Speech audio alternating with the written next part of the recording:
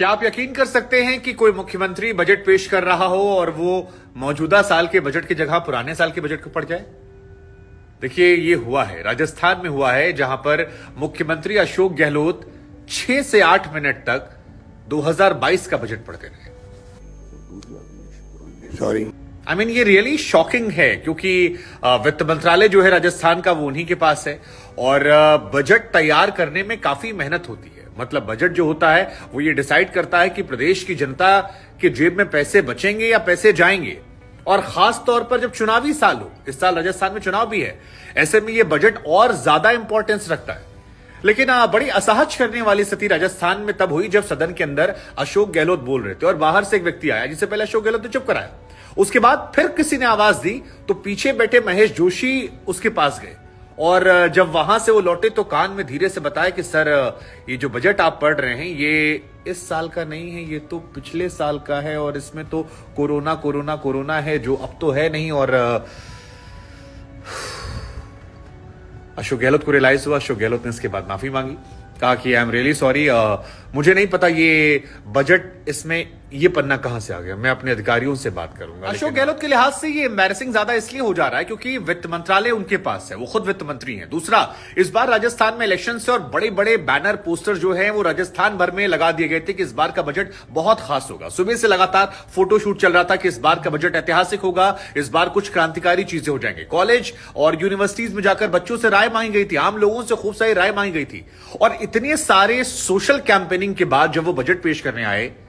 तो इस साल की जगह पिछले साल का बजट और 8 मिनट तक वो खुद जान नहीं पाए, बाहर के आदमी ने आकर बताया। और इसके बाद सवाल जो है वो ऑब्वियस खड़ा होना था, क्योंकि बजट जो होता है वो बहुत गोपनीय होता है, आप उसे लीक नहीं कर सकते। और यही बात गुलाबचंद कटारिया ने उठाई कि बाहर का एक आदमी आकर आपसे कह रहा है कि आप कुछ गलत पढ़ रहे हैं, बजट पुराने साल का है। महेश जोशी पीछे कान में कह रहे हैं कि पुराने साल का है, और आप बीइंग अ सीएम जिसने कैंपेन करवाया, जिसने पोस्टर लगवाए, जिसने बैनर्स लगवाए, जिसने कॉलेज से फीडबैक मांगा, लोगों से फीडबैक मांगा, जो इलेक्शन में इसका प्रचार प्रसार कर रहा है, जो सुबह से लगातार मीडिया में कैंपेन कर रहा है, पोस्ट दे रहा है, उसे अंदाजा तक नहीं है कि आप कोविड काल के बजट को पढ़ रहे हैं और आप लगातार 1 सेकेंड या 2 सेकेंड या 2-4 वर्ड नहीं बल्कि आप कई पैराग्राफ्स को पढ़ चुके हैं। और यही वजह है कि अशोक गहलोत के लिए बहुत ज्यादा एम्बैरेसिंग हो रहा है। और जैसे जैसे टाइम बढ़ेगा ये इसका रिजल्ट जो है आपको दिखाई पड़ेगा कि ये एम्बैरेसमेंट जो है उनके लिए कैसे बढ़ने वाली है, पार्टी के अंदर भी, क्योंकि सचिन पायलट गुट जो है वो इसको। इसके बाद बीजेपी को तो भाई बैठे बिठाए मौका मिल गया। वैसे भी राजस्थान में तो कांग्रेस के अंदर भी सचिन पायलट और अशोक गहलोत का खेमा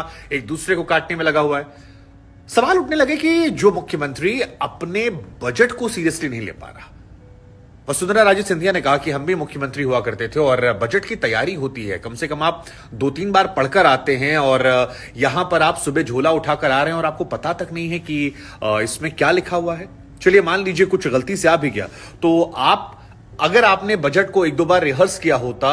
तो फिर आपको समझ में आ जाता कि इसमें कोरोना कहां हो रहा है, और आप 6-8 मिनट तक लगातार पढ़ते रहे। अशोक गहलोत तो कहना था कि उन्हें ऑकवर्ड लग रहा था कि इसमें कुछ बातें जो हैं अलग हैं, लेकिन उन्हें लगा कि शायद सही होगा और इसमें कुछ एक्स्ट्रा पेपर्स जो हैं वो अधिकारियों की तरफ से ऐड कर दिए गए थे। उधर विपक्ष के नेता गुलाबचंद कटारिया कह रहे हैं कि यार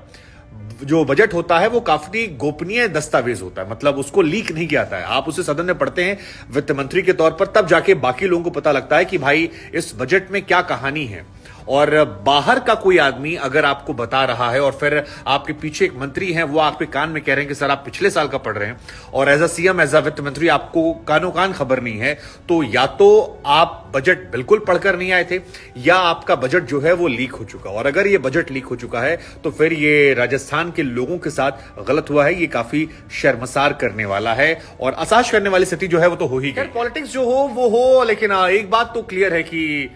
ये काफी एम्बैरेसिंग